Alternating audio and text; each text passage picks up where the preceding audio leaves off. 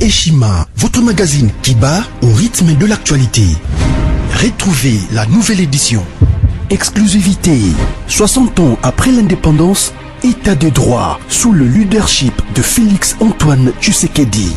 Le 5e président de la RDC s'est jeté dans un combat sans merci pour l'instauration de l'État des droits. Contre vents et marées, Fachi Béton décide d'en finir avec une politique d'impunité. Félix Antoine Tshisekedi, porte-étendard d'un avenir radieux pour la RDC, un plan quinquennal largement tourné vers l'amélioration de la situation globale des Congolais. La gratuité de l'enseignement de base, l'amélioration des relations diplomatiques, la sacralisation du Conseil des ministres, l'indépendance de la justice, le redressement de la RDC, focus Haut-Katanga. Le gouverneur Jacques Kiaboula construit les routes du Haut-Katanga pour relever le défi du social et du développement. Le but est d'inonder Lubumbashi et les autres centres urbains de produits agricoles tout en baissant leurs prix. D'un territoire à un autre, Jacques Kiaboula déploie énergie, volonté dans l'exercice de sa fonction. Découverte, nommé directeur général, Barnabé Mouakadi veut rendre la DGI plus performante. Dossier Eshima, l'église s'éloigne du milieu du village. Interview, porteur d'espoir dans la lutte contre Covid-19, grâce à l'Artemisia, le docteur Jérôme Mouniangui juge son expérience en RDC. Nation Covid-19. Le ministre de la Santé Eteni Longondo fait une mise au point sur la gestion de la prise en charge des malades. Loi des finances publiques 2020. Le VPM Jean-Baudouin Maillot atteint ses objectifs. Économie. Jusqu'où ira les francs congolais? Culture. Les tétélas. Tradition et histoire. Retrouvez l'intégralité du magazine Eshima dans les kiosques. Eshima Magazine, un nouveau standard d'information. Bonjour mesdames et messieurs, très heureux de vous retrouver encore une fois.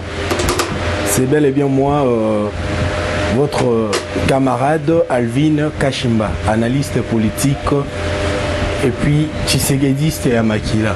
Alors aujourd'hui j'ai le réel plaisir de vous savoir encore très nombreux partout au monde, à travers vos ordinateurs, à travers vos téléphones, en train de nous suivre à travers cette chaîne Sango ya Congo. Mais il y a Sango ya Congo, tu peux savoir Marambo Etali Congo. Na Sango ya Congo, il faut que la vérité na Congo. Les lots awa pour te me camper ko solo là. Tu peux un peu lui ici par rapport à ce qui s'est passé la fois dernière. Tout est comme on a 2 jours passés. Martin Fayoulou, na Adolphe Muzitu, Banyata qui sol congolaise, après avoir au ça 5 mois Libanda, subitement, de constater, moi, propos m'aurait déplacé en regard du peuple congolais. Et puis, deuxième actualité, tu reçois la Maramba Vital Kamere. Projet à 100 jours, tu as sous Vital Kamere. Kanae, il s'aggravé, les lots à lundi, la chaîne mort à place par le big et Vital Kamere a Covid-19. Est-ce qu'ils sont vraiment malades? C'est la stratégie politique. Encore une fois, mesdames et messieurs, bonjour et bienvenue. Na lingito me campé Kosola, à propos du discours, il y a Martin Fayoulou, alias Traoré, na Neko Muzitu, alias Aboubakar. Quand on a bien alias Aboubakar, na alias Traoré, parce que rien que là-bas propos là-bas, vous allez vous rendre compte que ce ne sont pas des Congolais. Rien que là-bas propos là-bas, vous allez se rendre compte que ce sont des étrangers. Parce que moi, je ne sais pas comprendre qu'un Congolais du son, un Congolais, on a 4 misisane et makila ba Congolais, et là, coulé, tout le temps à souhaiter un malheur, il y a peuple congolais. Moi, je ne sais pas comprendre qu'un Congolais qui veut vraiment voir la vie sociale du peuple congolais échanger, à chaque fois, on a un discours, on a un discours moroboué, il y a une ambition politique qui n'a rien à voir avec l'intérêt du peuple congolais. Nena Boyo qui n'a pas Martin Madid alias Aboubakar, Lande ko Muzitu Madidi. Il faut bakisaye Muzitu Madidi alliance alias plutôt Traoré baya ki lobby ba lobby.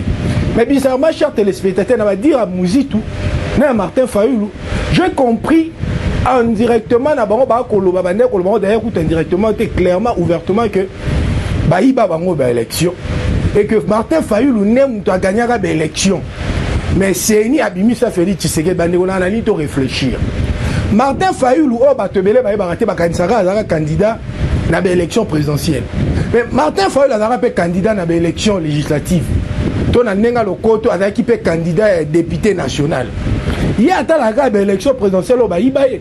Si réellement il est populaire, si réellement Martin Fayulu a gagné l'élection à Congo Mobimba, comment vous pouvez expliquer une grande perte en face d'un député national dans la circoncision naïe au Yesiko Yazalaki candidat? Parce que un peuple congolais bon c'est Martin Fayulu a postulé qui candidat député national na niveau ya Kinshasa, plus précisément la commune ya Ngaliema. Mais Martin Fayulu abima deuxième na élection et les aides dans mon mandat abima premier. Mais comment vous pouvez comprendre que Moutazo a réclamé que le peuple congolais va voter que Mutaza va gagner majorité dans la ville à Kinshasa? Mais rien que dans l'élection, il y a député national, Martin Fayulu a quand même pas ça la 100 000 voix au Félix Antoine Tshisekedi à Salara en 2011. Chers téléspectateurs, bon, on a un discours mort populaire, il y a un discours mort pour distraire la population, il y a un discours mort pour les politiciens, malgré le plan diabolique d'abord, checker en place pour empêcher promesse aux Nzambe absala qui na Congo et s'accomplir et réussir Nzambe de jouer en Goyango Zomona. Au lieu de se repentir, que liboso Nzambe Nzambe to ko sengo bolimbis. Pour biso to koma ki obstacle ya plan. Ya bonnet au tchaki liboso un peuple congolais à travers Félix Antoine Tshisekedi. To échouer en to ko sengo bolimbis peuple congolais bolimbis biso. Mais bizarrement ba ko continuer bien na comportement la bango mabe. Na ko sabino boko ndamboka ba ki na discours na 60 ans. Abi soué na eza comment na méchant va périr té. Les méchants, ce sont des gens comme Martin Fayulu, alias Aboubakar. Les méchants, ce sont comme des gens Muzitu, alias Traoré. Ce sont des méchants. Parce que ce qu'on tali ba discours à propos d'abord Batenaki, au moins que passe à peuple congolais et ça bango sengo. Ça dit na ba dire d'abord ba c'est là lorsque Félix Tshisekedi a échoué pour na bango ça bon plaisir. Ça ce n'est pas un Congolais. Bandeko poto beta du solo bien et c'est nga révélé ce qui s'est passé à Genève. Ah ouais, c'est nga boye ba ke na Genève. Martin Fayulu, Bemba, Muzitu, Katumbi, Matungulu, Kamere, bango nyonso tout bakendaka Genève au ben objectif moko. Objectif yango ezaki nini? Objectif yango ezaki ba ambition politique na bango individuel. Ça n'a rien à voir na souci à peuple congolais. Na o démontrer binango. Ndeko nanga après avoir consensus Afrique du Sud, toye na Kinshasa. Selon chaque oyo et sengela qui est bimisa candidat commun pour représenter peuple congolais face à candidat FCC, on n'avait rien à voir avec les élections. Il y avait que 8 critères. Et parmi ces 8 critères, nulle part vous allez trouver ma proposition, il y avait élection. Mais bizarrement, sachant que parmi ces 8 critères, donc, ouais, c'est là qui mototo parti politique et on peut représenter le peuple quand on avait élection. C'est l'IDPS qui a incarné au moins à majorité. Critère, ouais, c'est là qui. Ndeko Kabila, sachant que avec a besoin de tika nan pouvoir te. Avec a besoin nan de céder et bon na été. Atalia lobi noté. On a organisé l'élection. Mais cette fois-ci, on a organisé l'élection, pas la volonté, mais on a organisé l'élection à complicité, on a collaboré dans l'opposition. Lorsque je suis en train de parler de collaborer, vous avez mon Bemba, vous avez mon Moïse Katumbi, vous avez mon Martin Fayulu, Adidi, alias Aboubakar, na Muzitu. Y compris dans mes caméras, m'a dit l'homme de 100 jours. Abi cette fois-ci, na kosale la lisusu nzela na ngai dictature te. Mais cette fois-ci, on a retravaillé avec les collaborateurs, on a été en opposition pour faire l'espionnage. Pas mater le peuple congolais, il y a moins à l'issue de la carte. Et ces collaborateurs de M. Kabila, c'était les Bemba de Moïse Katumbi. Kabila a dit cette fois-ci glissement dans les collaborateurs. Naboye Kabila ko proposer bango connaissant que bandekwana nyosu bazali na besoin que na ba élection te pona ko répondre na attente peuple congolais mais zaki na ambition ya souci ya soif à pouvoir na bango Kabila bengi bango bisi bango boy Bemba yo zo c'est la jugement na ces pays Moïse Katumbi yo dans la preuve à mercenaire moi je suis prêt yako patienter ko ça sa élection te ko patienter jusqu'à ce que Bemba yo c'est la jugement na yo Moïse Katumbi, tu ressens la consensus, tu levé yo, problème ça qu'on retenir au niveau ya Congo et à ce moment-là lorsque Bilonio surtout, bon ça la quitte, tu requises quoi organiser l'élection pour Bilonio Subosani pour participer. En réalité, les vocabulaires na gêné n'est caché. Sous ça les vocabulaires qui a organisé l'élection té. Mais à mon avis moi que ça sous dictature et quitté parce que peuple congolais comme est déjà clairvoyant. C'est comme ça ailleurs maintenant qu'on s'est repéré na ba faiblesse. Il y a des politiciens congolais qui espionnage de l'opposition. N'a sali bango proposition pour Ndeko Bemba mon a occasion. Pourquoi? Parce que Ndeko Bemba il ne pouvait pas accepter de voir que l'IDPS au pouvoir. Exemple à Liboso tout le monde même en 2006. Tout le monde même en 2011. Papa Tshisekedi candidat en 2011. Bemba en prison MLC va pouvoir soutenir Tshisekedi. Ça dit Bemba pour lui voir l'IDPS au pouvoir. Pour na bango qui espoir na bango s'envoler. Vu la manière dont Bayamba qui est dans ce pays, Bemba disait que c'est lui qui incarnait la volonté du peuple congolais. Alors Moïse Katumbi s'est trompé. Vu la popularité avec Katanga, lui il pensait que soit les gens qui ont l'élection présidentielle, il y en a gagné l'élection. Alors pour comment on a été l'élection en 2016 et en 2018, bango ko participer et là il locaux là coup dire pour na bango. Alors lorsque Ndeko Kabila il bango proposition pour na bango et arranger qui bango parce que sans vous tromper Bemba s'attendait que na CP va quoi quitter. Et Moïse Katumbi s'attendait que le coin Ndeko Kabila a besoin pour sa élection pour la volonté na bango nyon surtout ba ko lungolele ba point ma mercenaire. Ndeba kondima. Nzoka en réalité Ndeko Kabila proposé bango le coin na option ka moko. Souciant Ndeko Kabila qui a disqualifié IDPS. Dans l'élection en 2018, normalement, il fallait s'organiser en 2016. Parce que Ndeko Kabila a réussi, c'est qui a débauché tous les grands leaders. Il y a MLC, INT, consort. Mais seul parti où Ndeko Kabila a contrôlé, c'était l'IDPS. Alors Ndeko Kabila a dit, ceux qui n'ont pas qu'il y a une élection, dans l'IDPS, je serai perdant. Alors c'est l'option de que ça qui est une élection, c'est réveillé dans la faible commencement à Bemba. Soif à pouvoir. Dans l'examen, on a besoin d'organiser l'élection, mais cette fois-ci, Binonyo Stouboya. Alors, pour organiser l'élection, Binonyo Stouboya dans l'élection, et c'est un peu pour sa élection. Alors que plan B, Ndeko Kabila, et il y a discréditer l'IDPS. Plan B, Ndeko Kabila, il y a l'IDPS là-bas, parce que l'IDPS en est représenté quoi danger. Nena boyo comment est-ce qu'on peut plan à bango réussi? Ndeko Kabila lobby boy. Yo caméra yo ne osarana na tinda espionnage kuna. Vu ma résultat de l'élection en 2011, au même le 4e force politique na Congo, Yoko s'est posé face à Tshisekedi.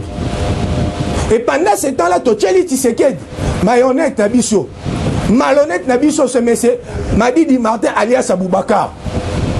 Arokende, Kolobela Tshisekedi na Litoyi, na Maloba Bolingolo, quoi, tu as dit que Tshisekedi a connaître, Tshisekedi est l'amour, Pambate Bobi Mwana Mboka Muzitu, alias Aboubakar.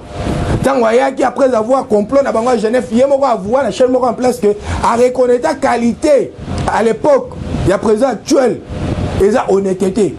Facilement, Félix Tshisekedi a procédé dans la caprice.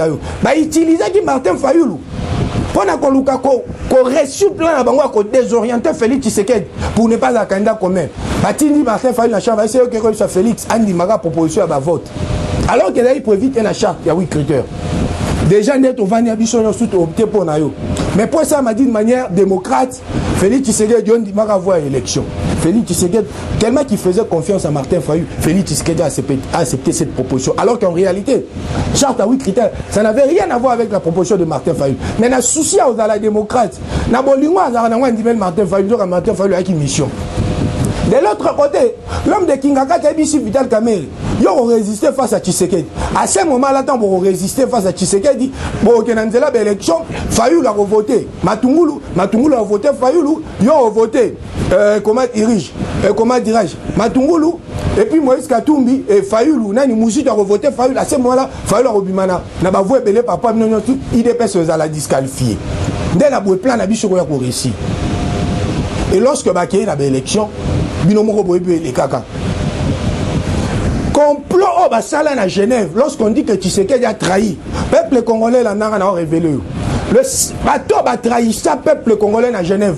Comme on a Martin Fayulu Madid alias Aboubakar, comme on a Mouzitou alias Traoré, comme on est Bemba, comme on est Moïse Katumbi. Pourquoi? Parce que Kenaka Genève, non, on a souci à rencontrer tant un peuple congolais, mais Kenaka Genève n'a souci. Il y a pour satisfaire les désirs politiques, sauf pour alors pour preuve, lorsque Basali plan n'a pas fallu la bimi candidat commun. Dans la seconde proposition, n'a pas ça. Babi fallu le na élection, si on gagne l'élection, on s'est 2 ans. Dans 2 ans, on a reçu l'élection. Après 2 ans, on va organiser des élections anticipées. Pourquoi organiser les élections anticipées? Dès lors que le peuple congolais n'a pas de martyrs, à Belle la Galobi, tu as besoin de faire un candidat Moko pour représenter Bissona Congo face à candidat de Kabila. Mais le quoi la bino bosangana qui peuple congolais n'a pas bokebi. Le quoi la bomba qui Genève n'a souci aucun de bimisa candidat Moko oya kokambamboka pendant 5 ans pour na kolungola candidat ya ndeko Kabila. Pourquoi tant babimisi candidat na bango ba ko proposer que non et sengeli organiser l'élection après 2 ans?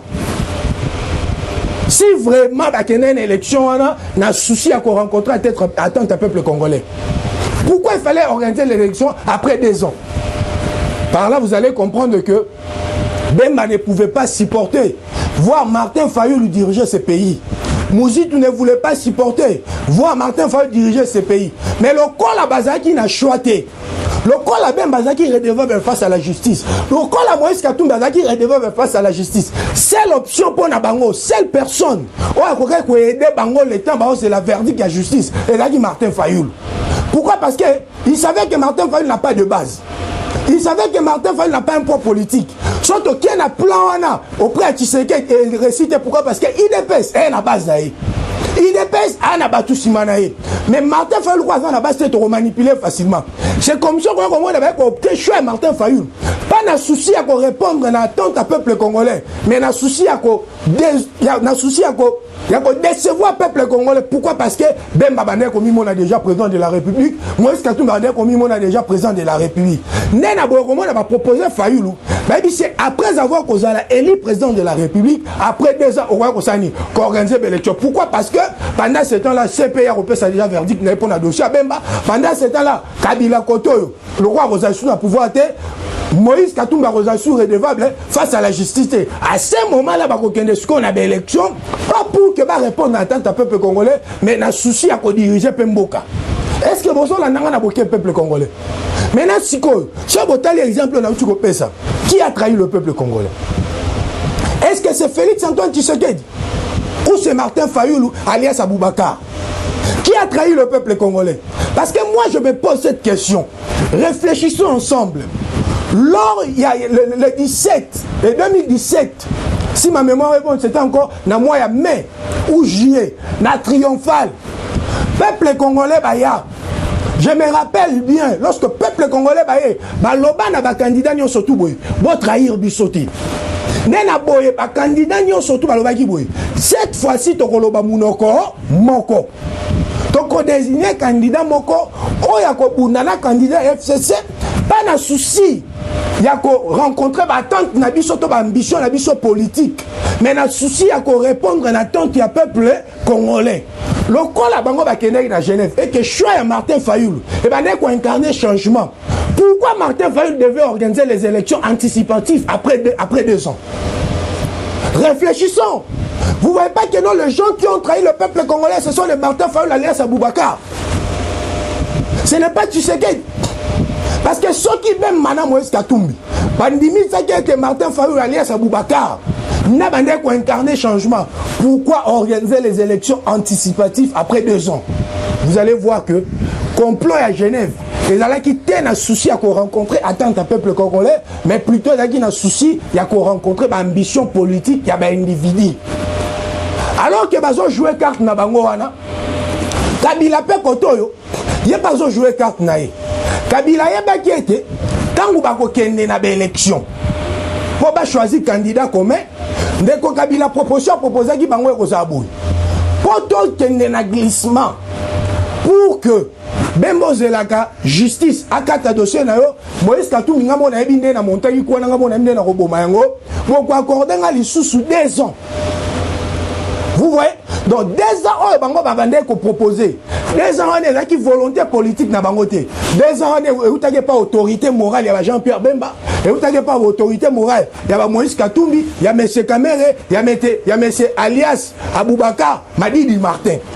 Kabila n'aime t'a proposé bango 2 ans. Vous voyez? Maintenant, entre-temps, Kabila a préparé plan naïe. Plan M. Kabila Nini. Lorsque Bakondi m'a 2 ans, Martin Fayoulou, na mounokona kolobaka nini. Machine à voter tout ça nini. Toke na élection ti. Parce que en réalité, Martin Fayoulou pe, babemba ba diparaye. En réalité, Martin Fayoulou, babemba ba bimisa kawane pas parce que ba na souci Martin Fayoulou a la candidat comme opposition. Mais Martin Fayoulou azaki wana pour azala en réalité le la candidat oya koki ko permettre ndeko Kabila. À ça la glissement il y a 2 ans. Le temps même bazo c'est la jugement, le temps Moïse Katumbi bazo réparer ndeko Kabila pour basanini. Ba ya vraiment qu'organiser l'élection. Donc au monde n'a pas personne qui ndeko Martin Fayoulou ba bisa qui est avec machine à voter to sanini, boko kende na élection té. Au monde ni complot ya bandeko alias Martin Fayoulou, alias Aboubakar. C'est-à-dire Martin Fayoulou va utiliser le roi Elilinga Pamba. Donc on a c'est bandeko bemba na ba muji na bandeko Moïse Katumbi ba qui était Martin Fayoulou en réalité ba koké na bango na élection té. Mais Martin Fayoulou pensait que yendenge ba bimisi na ba osani ba koké na élection. Donc ndeko bemba ndeko Moïse Katumbi ba pe na plan B na bango Fayoulou ba quitté. Plan B na bango na à connivence d'autorité morale na bango l'homme de Kingakati. Et Martin Fayoulou a eu plaisir à accueillir. On dit c'est lui qui a trahi, trahira. N'est beaucoup remarqué. Si le 22 décembre, partout Martin Fayoulou a dit au sein de la campagne, avec machine à voter au sein de aucune élection. Un dossier à Genève. Pourquoi la zone a dossier à Genève? Parce qu'on dit l'histoire, ce sont des événements passés de l'homme. Les lois qu'on a discours à Bandeko, Martin Fayoulou alias Aboubakar, Nandeko Mouzito alias Traoré. Le peuple congolais que Félix Tshisekedi yende tazaki choix à peuple congolais et que bangonde babane ko incarner volonté à peuple congolais. Ce que motuna na ko tuna bino.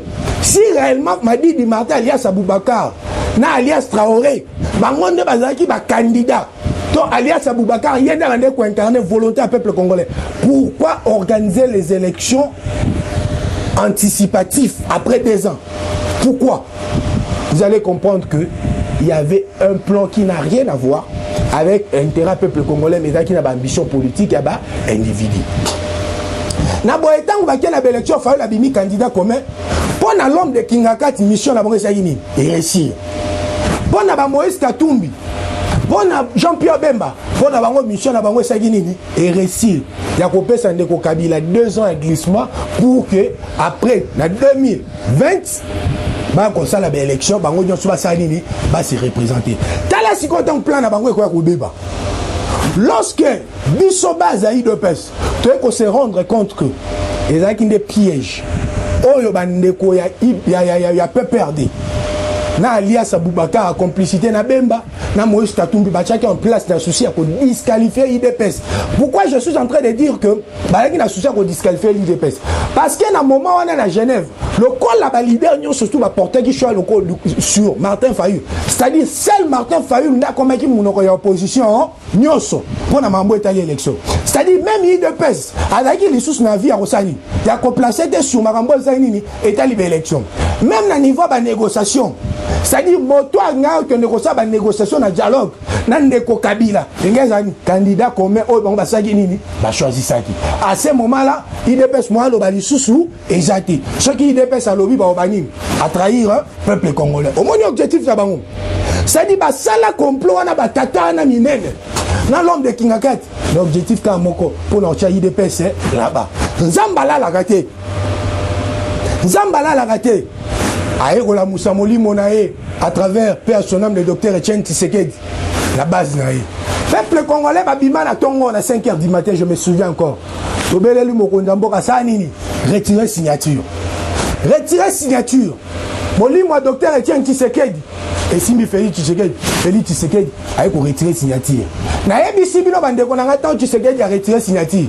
Bilinga mingi sagini e kotaki na kinga kati. Bilinga mingi sagini e kotaki kati bande ko na parce que pourquoi? Parce que plan na bango ba tchaki action et uti osani et uti ko échouer. Ça dit mission na bango ba tchaki en place la souci ya ko kanga UDPS munoko sagini échouer. Pourquoi? Parce que Félix Tshisekedi a retiré signature. À ce moment-là, Félix Tshisekedi ne va pas aller aux élections. On voit comment Félix Tshisekedi va aller aux élections. La compagnie il y a IDPS. Le col à l'homme de Kingakat.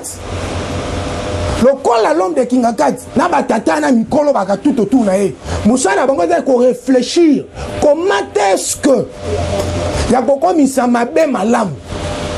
Ba ko vanda ba kota réunion à minuit. Balobi, comment nous pouvons faire pour reconquérir notre pouvoir et mettre l'IDPS là-bas? Nous devons utiliser Vital Kamerhe. Donc on utilise Vital Kamerhe ndengeni. Le col à Tshisekedi a retiré signature na ye. Kamerhe rappelle quoi ka candidat biso Fasani a retiré signature. Kamerhe a retiré signature à ce moment-là a rekende ko salier na Félix Tshisekedi. Na souci be moko. Parce que tu peux perdre, se rendre déjà compte que si le roi IDPS a retiré signature, c'est-à-dire que tu élection. Pourquoi? Parce que IDPS est le seul parti politique qui, avec ou sa machine à voter, tu as élection. C'est-à-dire pour la bande de quoi IDPS, pour la bande de quoi peut perdre des clés. IDPS est déjà clé. Parce que pourquoi on a des clés? Alias Aboubakar Martin Fayulu m'a dit a opté qu'il choisit à la élection, mais pas avec la machine à voter. À ce moment-là, ça a arrangé l'homme de Kingakat. Ça lui permettait de faire un glissement de 2 ans. Mais lorsque l'UDPS a retiré sa signature, à ce moment-là, le complot mis en place pour détruire l'espoir au peuple congolais et Botamaki comme on a fait Tshisekedi, le rôle à Josué. Babi, awa mission la biche sainile. Échoué, qu'est-ce qu'il faut faire? Bakangara mon PPT. Tout le monde est témoin, Moubalo Félix Tshisekedi. Yendo Benzamba sainile. Aponi pas Kamba, Mboka. Mais à ce moment-là, qu'est-ce qu'on doit faire? Toujours qu'il y a une élection. Kevin a besoin de gagner l'élection. Mais, le Seigneur est aussi mis ses touches. On a su qu'on a écrit plan B. Il y a Bandegoya, il y a Bato FCC. Au moins, il y a Bato Maïle Mabé. Basali complot ensemble. Naba Moïse Katumbi, Jean-Pierre Bemba. Maintenant, on bébé li bango. Bango ce que ba se recourir na plan B na bango, ba isoler ba Jean-Pierre Bemba na ba Moïse Katumbi, ba juste ko pion la bango Vital Kamerhe ba saini. Ba tinye pas Félix Tshisekedi. Ba biboy. Yo okene la élection na Félix Tshisekedi. Okoya lokolo ko soutenir à ce moment-là Félix Tshisekedi doit boire. Pourquoi? Parce que binomi ba boire lokola des personnes trahies. Yo ko s'incliner derrière UDPS. Pour qu'il y ait une élection. Mais Kamerhe, il y a une mission à Pessio. Kamerhe, il y a une mission à Pessio. Pendant tout ce temps, beaucoup travaillent à Félix Tshisekedi. Félix Tshisekedi, des fois, ça a échoué dans le mandat.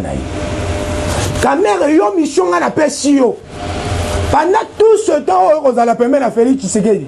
Et Sengeli, on sale en sorte que le peuple congolais va s'ani. Il y a Félix Tshisekedi. Nenaboye. Quand tu as une élection, Dieu merci, Félix Tshisekedi a gagné l'élection.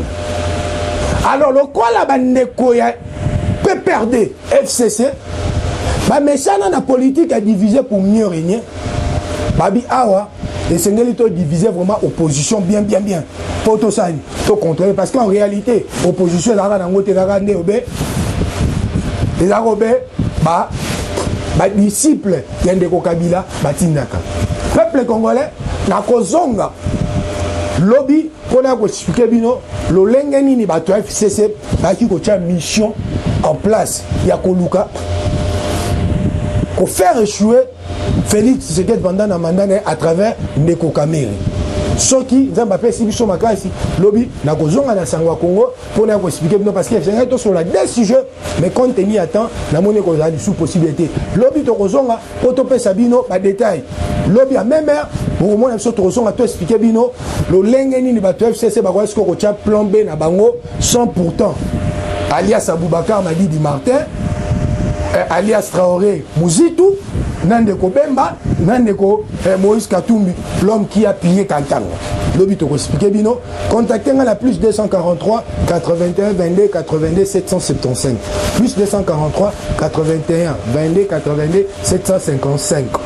À part ça, 775 plutôt. 081 82 081 82 22 775. Les numéros dans WhatsApp, numéro dans AP, il y a appel. Si vous avez besoin de l'intégralité de l'analyse, il y a qu'à s'abonner à la chaîne Alvin Kashimba TV. Alvin Kashimba TV, vous avez l'intégralité, même les colonies surtout, vous avez la sango ya Congo, vous avez sabino, vous avez la matière. Lobby na rotali sabino, est-ce que la caméra a la Covid? Tout est sous plan. Rotali sabino ngo lobby. J'insiste, peuple congolais to soutenir Fachi. Peuple congolais lingambo kanayo. Peuple congolais kolanda ba sénégalais on a été.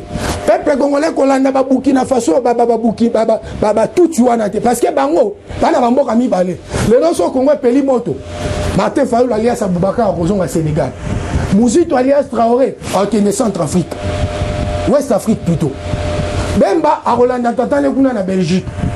Moïse Katumbi a de Italie. Mais biso na ba Félix Tshisekedi, biso nde toza ba perdant. Kanambe a Rozonga kuna et pas ndeko na ye tout. Bongo biso. Congo eza nzeta mali lesika biso to akosani, to akopemela. To tikate monguna sanini. Apelisa mboka la biso moto. Ndeko ngeshi ngela lobelo mo ya suka. Na senga kina mokonza mboka. Pour la dossier à Sama, il y a Jami Samal. Jami, comment il s'appelle quoi? Jamal, président de la République, papa Anakoli.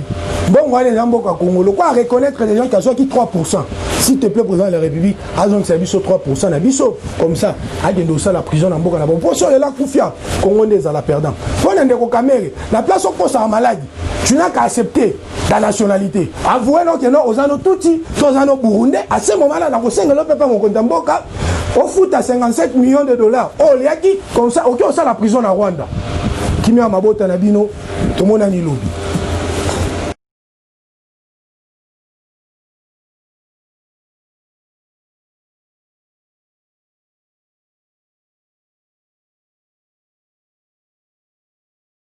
Conteneur yango todo sala adi londolé Feli Mosengo Feli to sala conteneur ba voiture to tina na Kisasa ba carton ezo kine Kinshasa et en plus la bonne chose voiture na yo ko tina na Kisasa te prends pas la tête yela bisango charger biloko na yo te relivrer à domicile sans un bon au teki c'est parti Bolanda to kutaskona biloko soyo eza bilongo eza figuré na de France biloko moya sika na milieu ya matinda ezate eza biloko to annonce la autant des années mais à un certain moment ya koleka ba oyo to leka to se rattraper pour changer ka réseau na connexion conteneur yango yo eza live mo na plaque officielle ba au différent dia na 11 verse facilité les tu remarqué que na réseau ya matinda ba o mai ebele baza ba difficulté Massa repayé car bien, abundi a chargé.